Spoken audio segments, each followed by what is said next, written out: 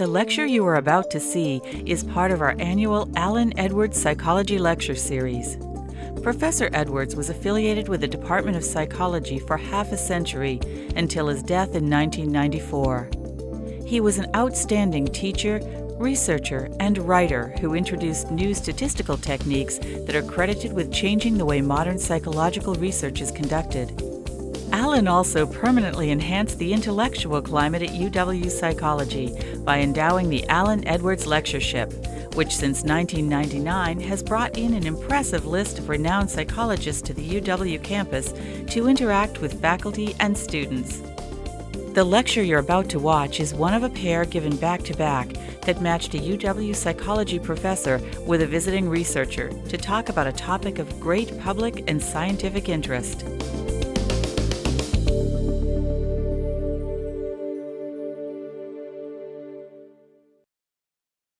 So good evening. I'm Cheryan Eagly. I'm the chair of the psychology department here at the University of Washington. And I have the distinct honor of welcoming you to the 6th annual Alan Edwards Lecture Series that's offered by our department. And I'm pleased that you can join the department this evening to help us to celebrate one of our research specialties in diversity, culture, and behavior.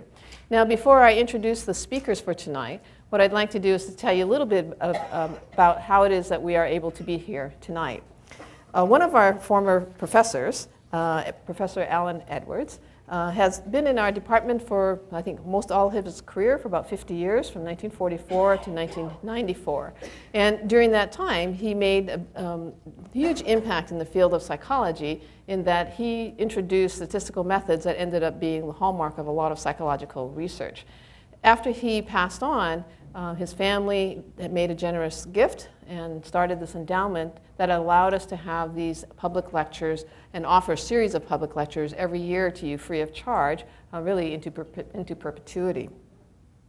So again, we're very grateful for his family's donation.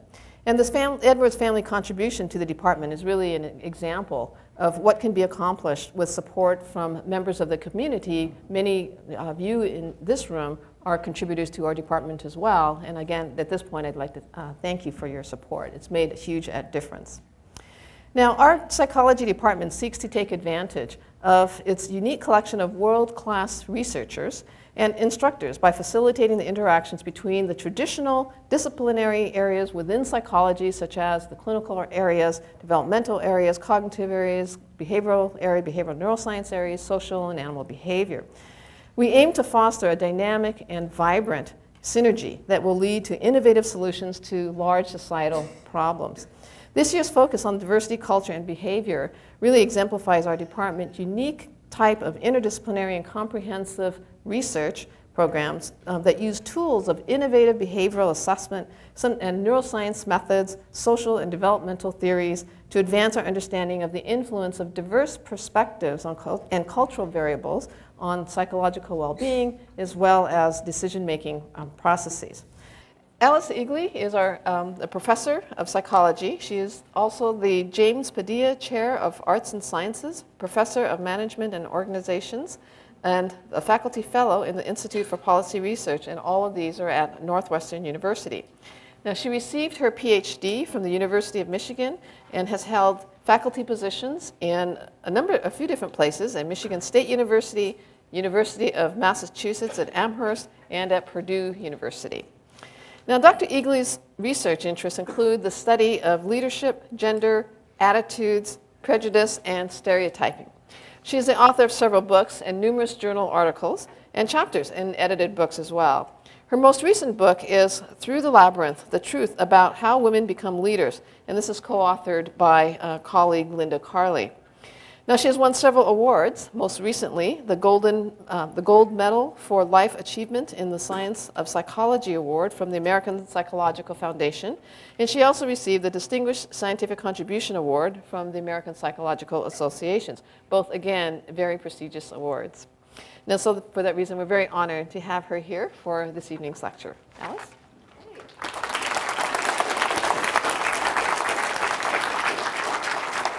Thank you very much, Sherry. Well, I first should say that Seattle and I go way back. My father was a professor at this university, so I spent a significant portion of my growing up here. And I'm a graduate of Roosevelt High School down the road, so I'm just delighted to be here. I love coming to Seattle. It's a very, very special place. So I'm going to talk about gender stereotypes as well, and extend the excellent analysis that Sapna gave us to talking about leadership, which is another area in which women are relatively underrepresented. So it's not just computer science, it's leadership sort of in lots of places. So let's talk about gender stereotypes more explicitly. In a way, you don't need to have me tell you about them because you're part of the culture and so you know them very well. So you may wonder why psychologists then bother to study them. Well, to make them more explicit, I think, because they are often rather implicit and maybe to some extent not conscious for us, but we carry them around with us. And so psychologists sort of bring them out to tell us what they are. And there are literally hundreds of studies in psychology on gender stereotypes. They do show some rather consistent results. And some of the methods that are used are on that slide. You can ask people, you can have lists of traits and have people do ratings. You can use more implicit measures that are based on how quickly people associate women's and men's names or concepts with certain traits that we think are stereotypic. And so the pattern is rather consistent, and you know it somewhat from what Sapna has already said, that there are certain qualities that are associated more with men. You didn't explicitly deal with these, but there is this list that psychologists call agentic, such as these competitive, adventuresome, aggressive, courageous, dominant, stands up under pressure. These are the qualities of toughness and assertiveness. There are also some cognitive characteristics. This is not quite as strong, but the rational, good at math, more analytical. So these qualities are more associated with men than women in our culture, and very consistently in the research that psychologists have done. Then there's another cluster that are consistently associated more with women, such as sympathetic, gentle, sensitive, supportive, kind, and nurturing. We call those communal. And then there's some cognitive characteristics like intuitive, verbally skilled, and perceptive. Well, those are interesting lists, very important lists, actually. If you look at how good these traits are, the female stereotype actually wins over the male stereotype. There's a lot of goodness there, right? Those are very fine human qualities. I call that the women are wonderful effect. Women are quite wonderful, nice people. And men, yes, but that doesn't win on goodness, but it wins on strength and power, doesn't it? Those are the more powerful terms. And so that's very much in this culture and in many cultures, and it comes consistently out of our research. So as you've already learned in Sapna's talk, that gender stereotypes act as descriptive characteristics. That is, they give us expectations about what women and men are like. They do have a rough accuracy. Gender stereotypes are not completely made up. They're made up from experience, from observation. But the accuracy is only rather rough, and the obvious problem, of course, is that men and women, the two halves of humanity, each group is very heterogeneous, actually. And so that these stereotypes are often incorrect for individuals. And we overgeneralize because we do carry these expectations around, and we routinely use them in social interaction. When I interact with a woman, I kind of expect her to be nice, and I'm kind of surprised if she's not. And so they're very real in our behavior in our daily life, even though we like to think of ourselves as not, stereotyping. So what would that do then? And I'm going to tell you here about a type of experiment that's been done many times in psychology. In fact, this is a summary of 49 of those experiments. And these are resume experiments in which only the name is changed. So there's a male resume and a female resume. They are identical to the letter, except for the name. Okay. And the people who are the participants in the typical study, they would be evaluating how good these people would be for jobs. Of course, they don't know that someone has, in the room or in the study, has the same resume with the other sex's name. So it's a test of prejudice or a test of whether people take gender into account. And they do. And to understand the data, it's important to organize the occupations for which these resumes are intended into whether they're male sex-typed occupations occupied mainly by men, as is computer science, as are high-level leadership roles. Are they more gender-neutral? Psychologist is one of those in some of the studies. Or are they more female sex types, such as being a nurse or a clerical worker or a teacher of young children? If men and women are treated exactly the same, then the data would lie on the line. If men are favored, it goes above the line, and if women are favored, it goes below the line. So it's a simple demonstration of stereotypes mattering when the qualifications are identical. So men will be favored for the job or thought to be better, more qualified. They'll get the call back. Some of these are done in natural settings where the resumes are sent out to real companies. Who gets the call back? If it's a male-dominated job, it tends to be the men. The metric there is in the standard deviation, if that means anything to you. And so it is a substantial effect that matters in the world. Even for the gender-neutral jobs, men are favored, but when you move over to the female-dominated jobs, the women are rated more favorably, and there's a certain suspicion that men can be good child care workers, they could be good nurses, etc. And so they're less likely to be rated as qualified. So it's a simple demonstration that stereotypes really matter in how we react to people, and whether you get the job is a very important outcome. So this happens in daily life now, that we get this. So one of the basic points about this is that prejudice is highly contextual, that it depends on what we're evaluating people for, as to whether we would favor one sex or another, or one race or another, or one kind of person or another. So both sexes, as you see in these data, are targets of discrimination. And in general, occupationally, it's very important. What we see going on is that women are favored over men for roles that are thought to require communal qualities. If it requires niceness and a lot of social skill, we tend to give the job to a woman. However, men are favored for roles thought to demand more agentic qualities, the go-getter type qualities, also for physical strength intensive roles. But what I'm going to talk about now in relation to leadership is particularly the agentic and the communal qualities. And to understand how this works, we have to look then at the cultural stereotype of leaders. What do we think of leaders? And there are quite a few studies, not as many as on gender stereotypes, but there are quite a few studies on stereotypes of leaders. There's a leader in a leader-like pose, right? Commanding. And these are the kinds of adjectives that would be most common when people describe what they think a leader is like or should be like. Self-confident, assertive, takes charge, solves problems, inspires people, takes risk, action-oriented. And it's more like that, more extreme for higher level leadership positions. For the lower level ones, a little bit less so, but it escalates in terms of these kinds of qualities. And so it's obvious that those are masculine qualities, right? So here's a particular type of study that's been done a couple types I'll tell you about that have been done to demonstrate the masculinity or relative masculinity of leadership.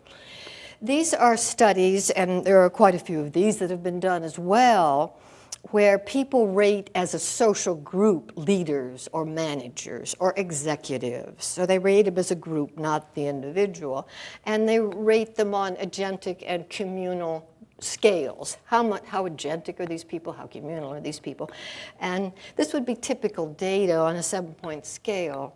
When the rating leaders and managers, agency always wins over communion. So it's not that leadership is thought to be devoid of social skills. No, but that's the less important theme, culturally speaking. So the prejudice then arises toward women as leaders from the conjunction of gender stereotypes and leader stereotypes. So in general, we think of men as the more dominant, assertive, forceful, take-charge sex, and women as the nicer sex. Women are nicer, friendlier, more socially skilled, more sensitive to others. And then the leader stereotype is heavily weighted with the agentic qualities. So leaders are self-confident, assertive, etc. And so there's a certain incongruity, as some of us call it, for women in that men and leaders tend to match. The stereotypes are very similar. So men just would sort of fit into that kind of role, culturally speaking. And women have a certain mismatch, disjunction. People don't trust as much that the woman has what it takes. Is she tough enough? Can she really handle that kind of a job? It's all about agency.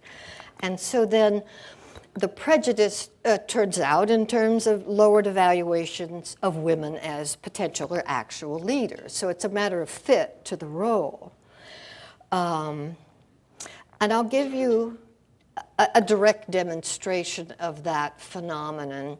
It's another popular type of study that has been done since the early 70s. It was first done by an industrial organizational psychologist by the name of Virginia Shine.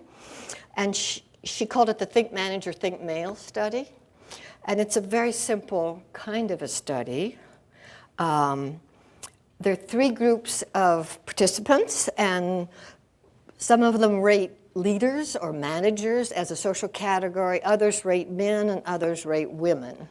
So you're only in one group, so you don't know it's a study on prejudice about women as leaders, because you yourself as a participant are only in one of the 3 groups. And it's done on a large number of traits, and then the researchers compare men and leaders, and then they compare women and leaders. So we're looking at 2 correlations, the men leaders correlation and the women leaders correlation.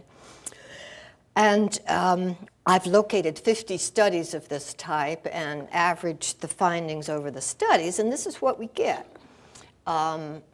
across those many studies, that the correlation there on the left is the men leaders correlation. That's 0.62. That's quite substantial for data of this kind, that men are kind of like leaders. And the women leaders correlation is not 0, and it's not negative, but it's much lower. So you can think of how this would work if you had to pick somebody to be in a high-level leadership position or in a leadership position. Which sex would you pick? Well, these data suggest men would be favored.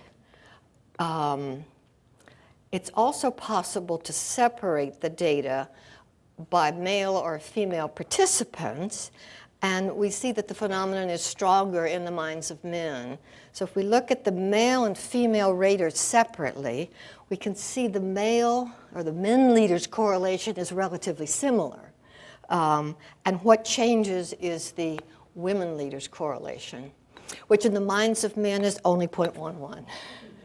So that's quite low. And it's consequential to see the data divided by sex in this way, because men have more power in organizations. They're more likely to be in a position to be making choices for high-level executives and leaders. And so they're more extreme in their thinking. And this is a very robust finding across the studies when you can divide it by the sex. Here's another interesting demonstration of how this works. It's a question that's been asked by the Gallup poll for quite a long time, since 1953. And the question is, if you had a new job and you had your choice of a man or a woman for your boss, which would you choose? You might think of your answer. They're the same, maybe, but all you know is it's a man or a woman. We can look at the data in representative samples of Americans.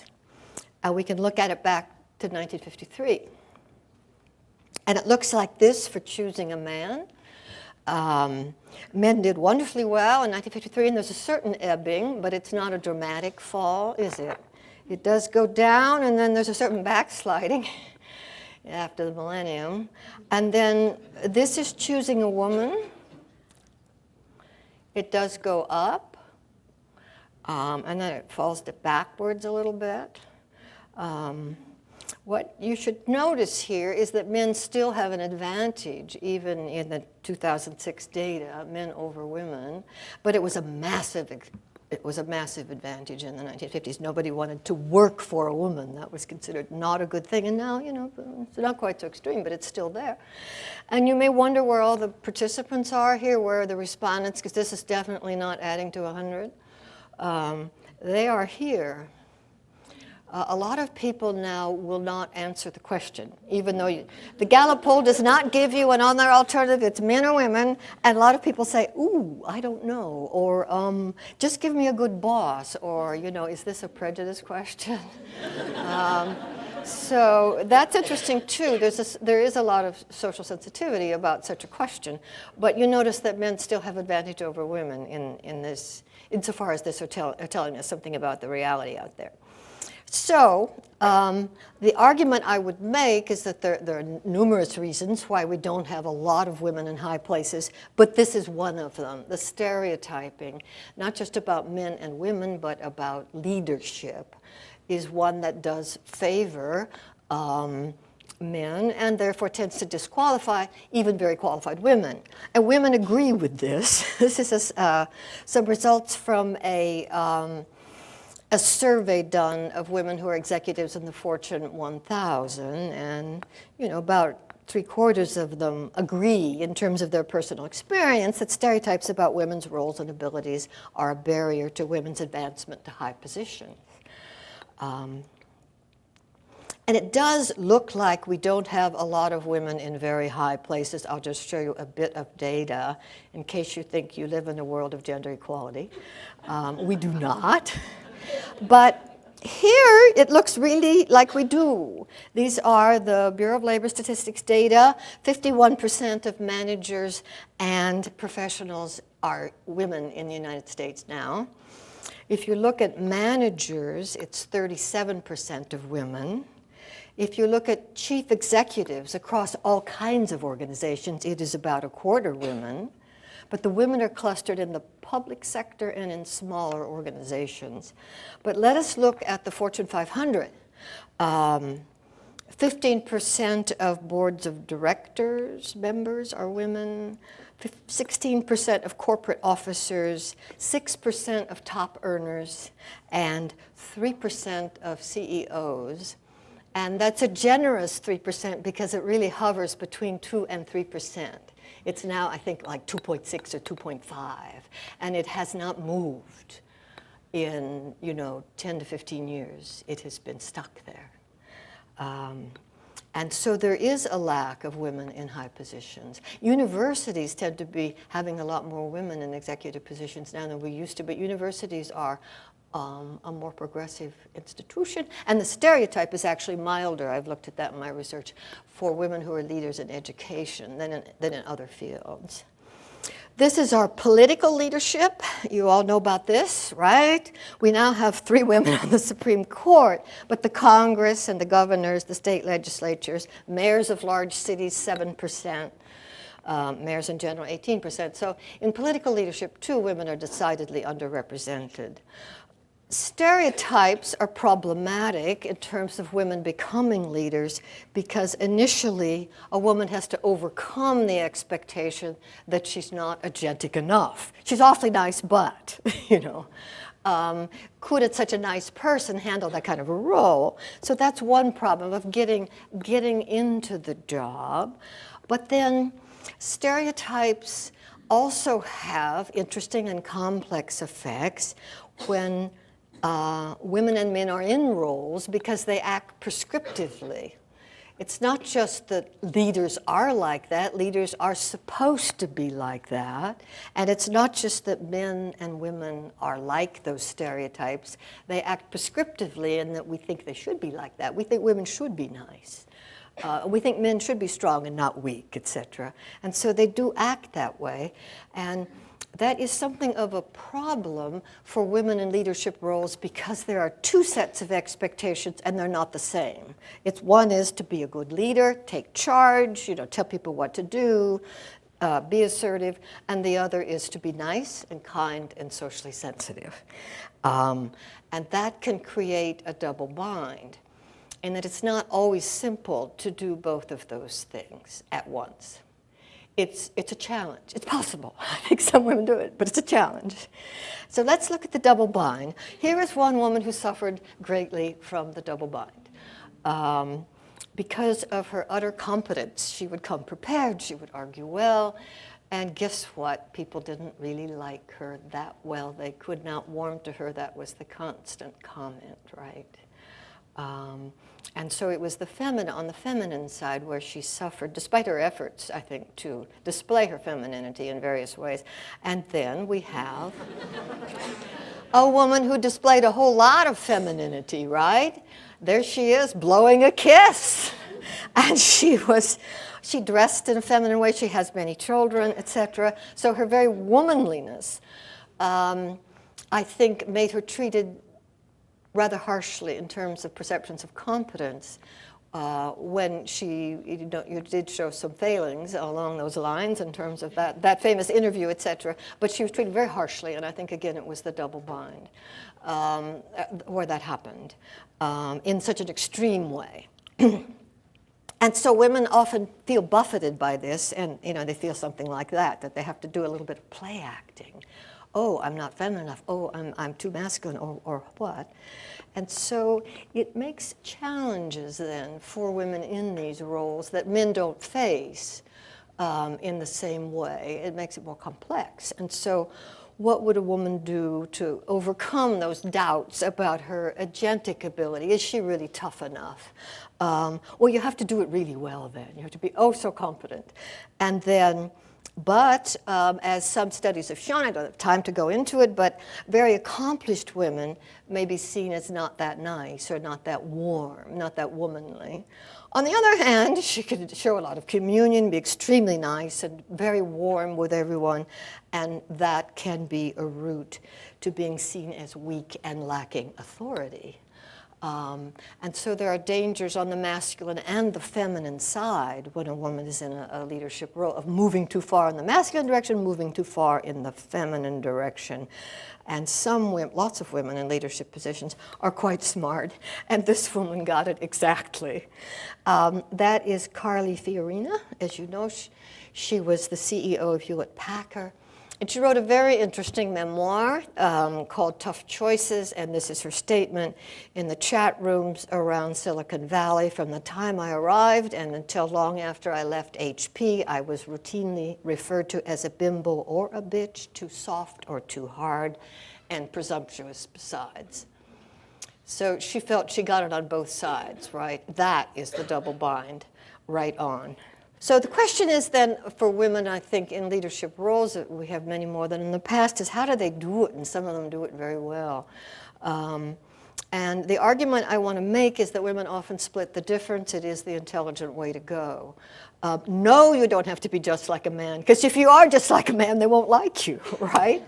And so you need more to split the difference, to combine appropriate aspects of the masculine and feminine repertoire. Leadership does require agency. It requires a lot more than niceness.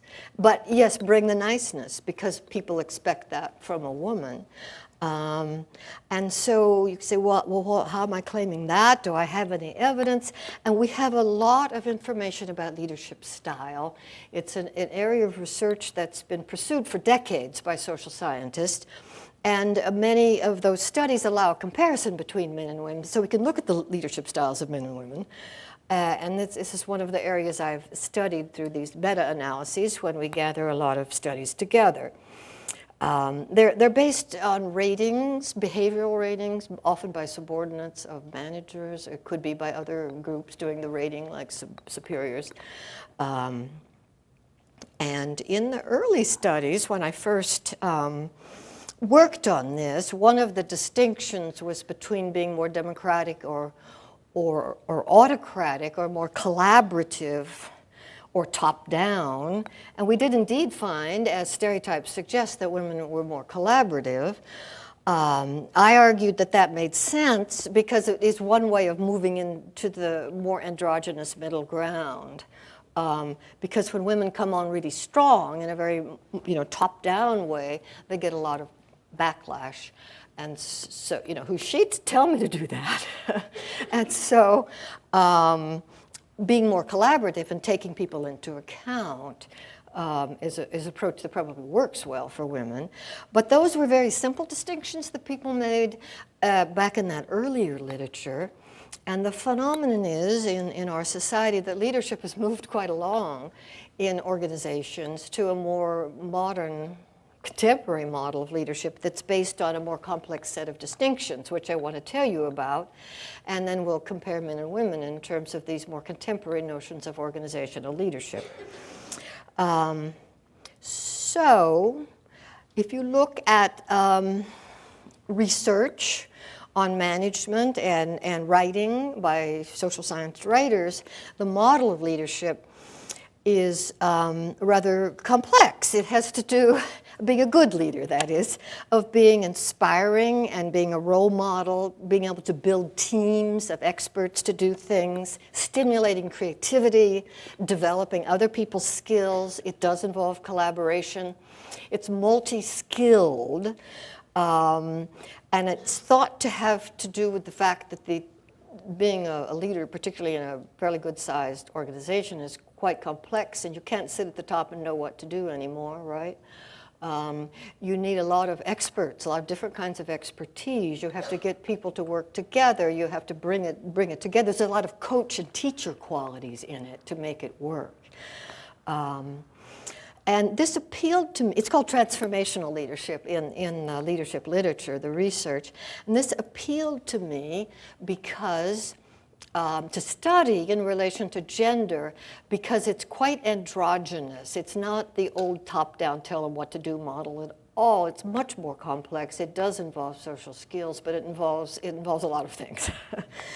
So let me give you an example of a woman who was asked, it's a CEO, or she was a CEO, she was asked about her leadership style by a journalist, and I thought she nailed it in terms of her description. This woman is Rosemary Bravo. She was the CEO of the Burberry Group, and I think she's now chairman of the board. And she said the following: we have teams of people, creative people, and it's about keeping them motivated, keeping them on track, making sure they're following the vision. I am observing, watching, and encouraging and motivating. We try to set an agenda throughout the company where everyone's opinion counts, and it's nice to be asked. Look at the complexity of that. It's not just collaboration. It's also following the vision. Guess whose vision? Her vision. So it's also top-down. It's top-down but bottom-up. It's a coach and a teacher in part. So this is the kind of thing that social scientists have identified as the contemporary effective leadership style, and there's a lot of evidence that it is in fact effective, something like this. So researchers, of course, have to make measuring instruments, and I'll tell you about that, and then we'll compare men and women. So in measuring transformational leadership, it's multidimensional, as you would expect from those descriptions. And I'll just briefly tell you about the dimensions that are assessed. One is idealized influence. That's being a role model, standing for what's good about your organization. And then idealized influence behavior. You have to walk the walk. You have to actually do the things that symbolize and express what's great about your organization. Inspirational motivation. Yeah, you have to motivate people. That's the coach part, right? And then intellectual stimulation. That's more the teacher part, getting people to bring their best to their job and to your organization. And individualized consideration. Yes, treat people decently. Get those good human relationships built. And so people, in these studies, they get scores on all these dimensions.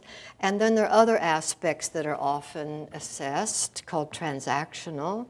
One is a leader could use reward, reward people who are doing a good job, perfectly reasonable.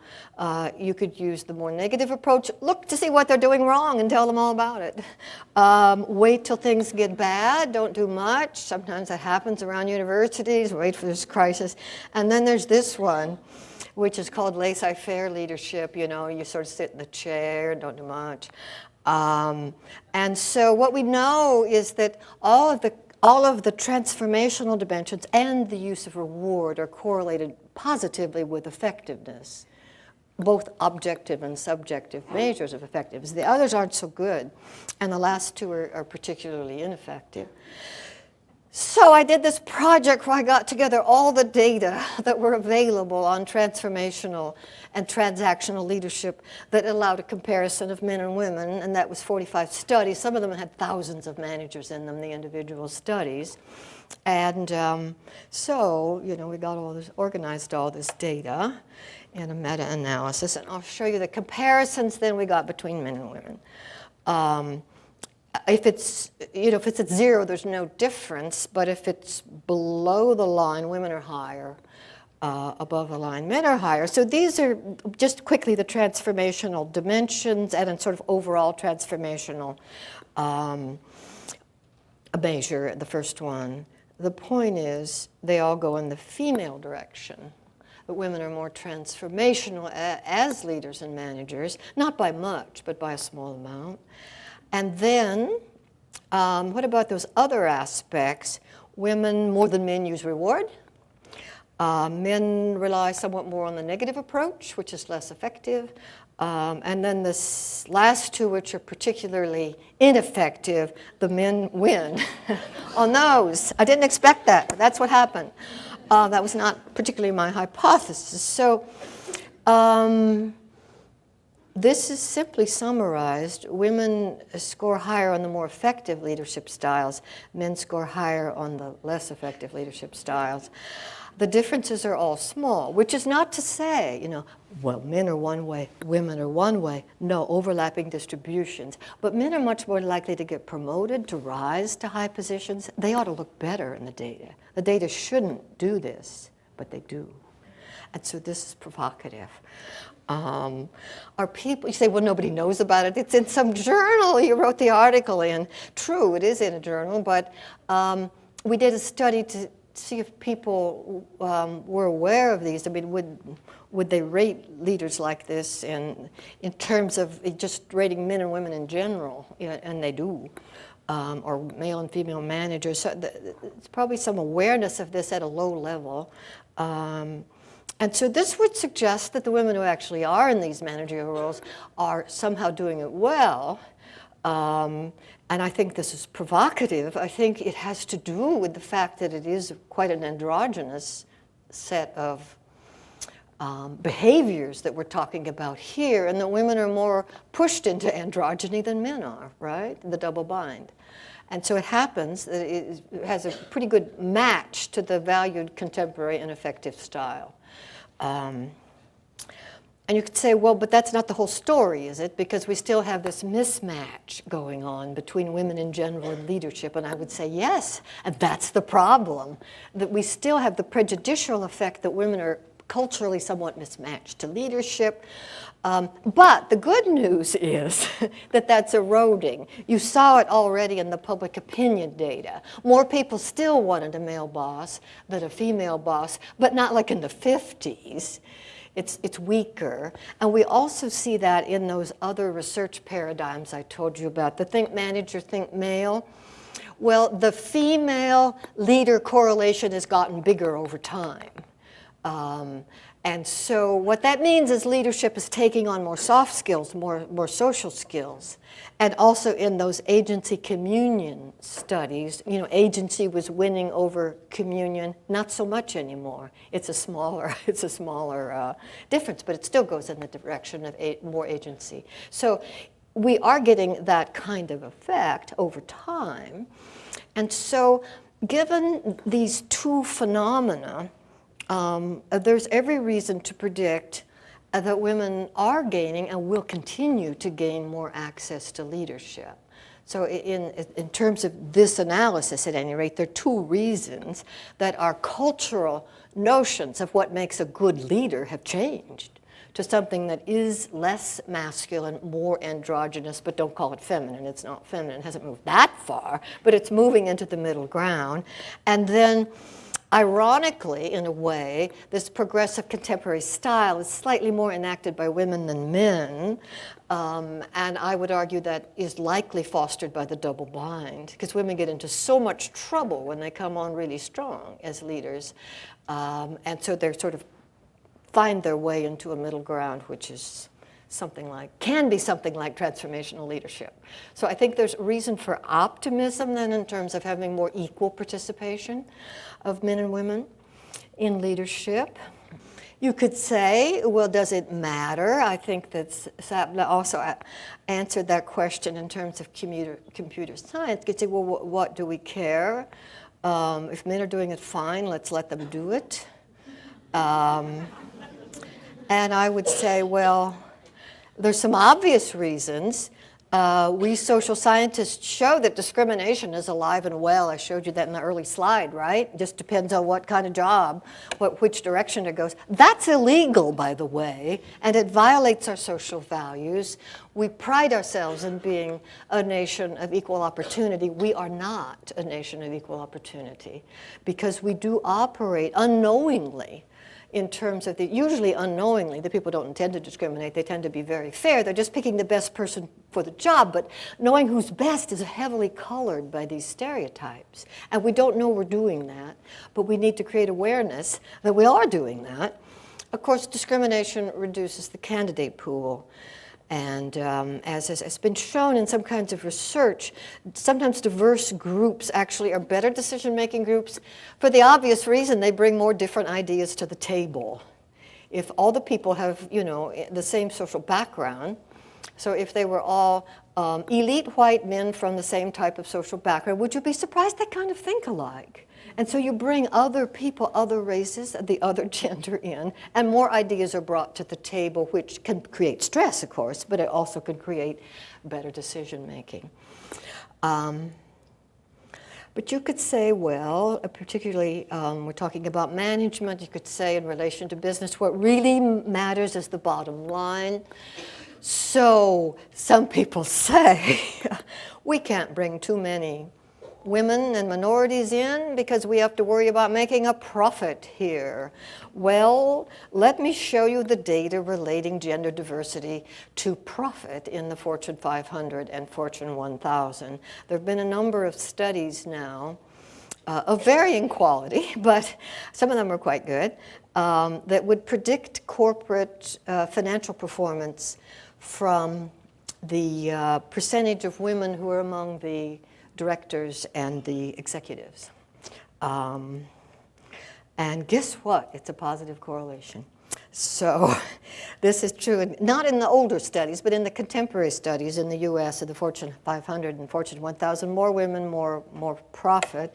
And there was subsequently a study on European companies by the McKinsey organization that produced a very similar finding across Europe.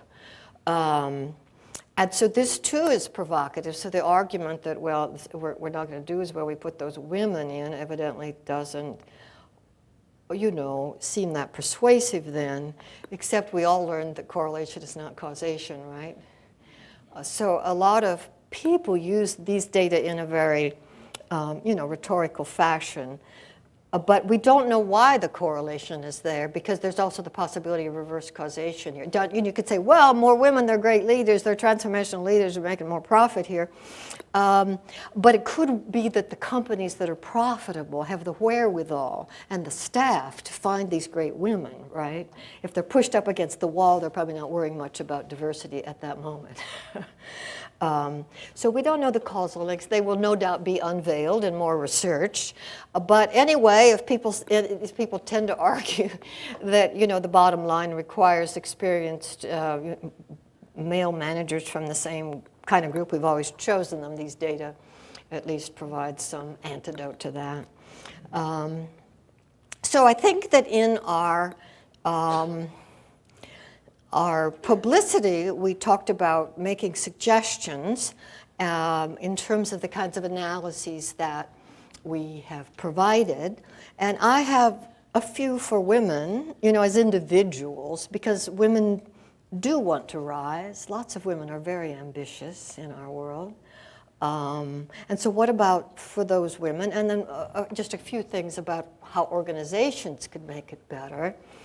And so for women, this is inherent in what I already said, that think about being masculine and feminine. Because there are two problems. It's the double bind. You have to quell doubts you're not agentic enough for such a powerful position. But then you have to quell the doubts you're not communal enough so that people can still like you as a woman. And so as the data on transformational leadership suggests, I think women have the burden in a sense of doing best. The irony is that that tends to be a good approach in the modern world to management. And so it's a good thing in a way. And then build social capital. You need to get well connected with others. Women actually do less well. That's another topic we could talk about. Women do less well in terms of getting connected in organizations, particularly if it's very male-dominated at the top. It could be hard to get into that group. Seek creative solutions for work-life balance. We haven't talked about that. That's obviously an issue in relation to women's careers. Think about career challenges as a labyrinth, not a glass ceiling. In some of my writing, I've promoted a more honest and productive metaphor for women's careers. It's not as if the barriers were all up there and you hit your head on them, it's not being able to anticipate them. It's a very bad metaphor for the modern world, even though it's been used so much. Think about it more like a labyrinth. Yeah, so women have challenges that men don't. Let's figure them out. Let's work on it. I can get to the center of a labyrinth if I stick with it. I might have to turn around. I might make a wrong turn. Women's careers can be often more discontinuous, more moving around, more mistakes, whatever, because it's more complicated. But let's call it a labyrinth. Stop with the glass ceiling. And then for organizations, of course, there's many ways that organizations can address diversity, but it's particularly relevant to the stereotyping argument that I've made here.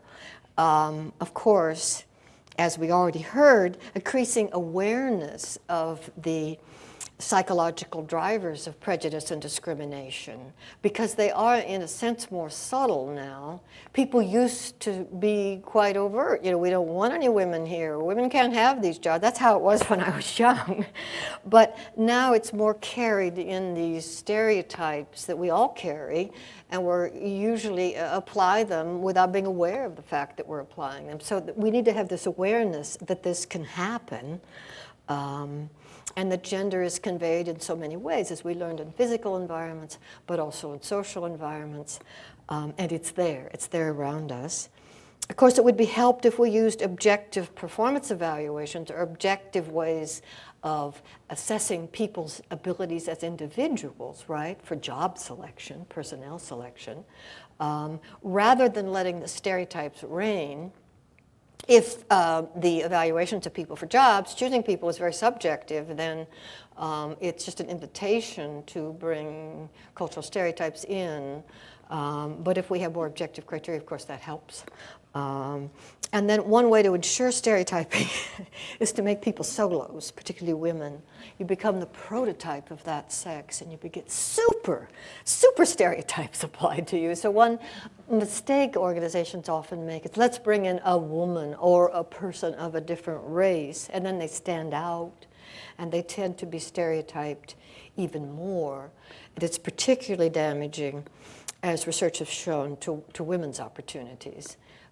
To be a solo in a group. So if possible, create more diverse groups with people of different characteristics, and don't create solos. So this is just a few pieces of advice for organizations. So I will stop there, and I hope to discuss this with you.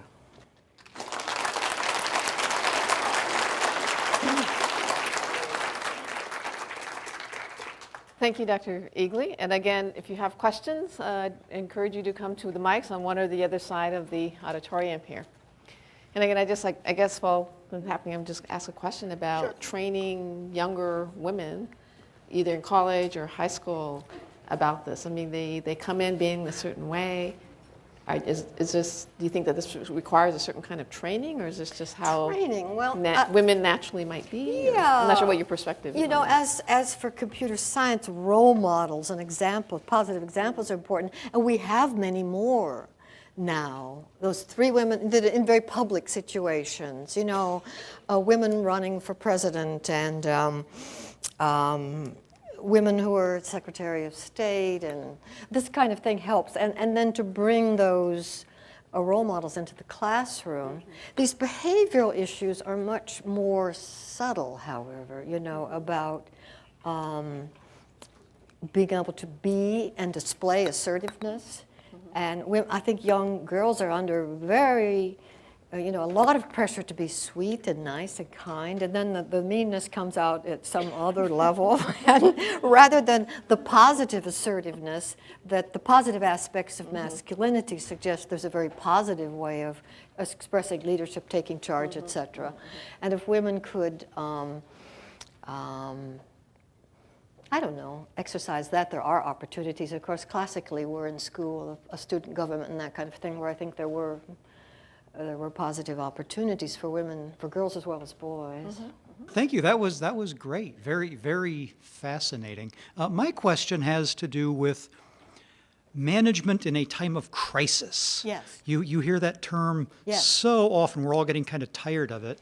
But the perception seems to be that we are in a time of crisis. Yes. We're in a state of war. Yeah. We're in an economic crisis. So can you give us some ideas? How have some of the trends that you've seen and shown in your studies here changed or even or reinforced themselves or something, you know, as the public perceives that a crisis environment is now taking charge here? Yeah, I think that's a bit complicated. There are some studies showing that in a situation that's very difficult, people might want a man, you know, think of 9/11. Which was a huge crisis for our country. You know, there was a wonderful editorial in the New York Times, it was sort of wonderful, by Frank Rich, but he talked about the nation is wanting a father.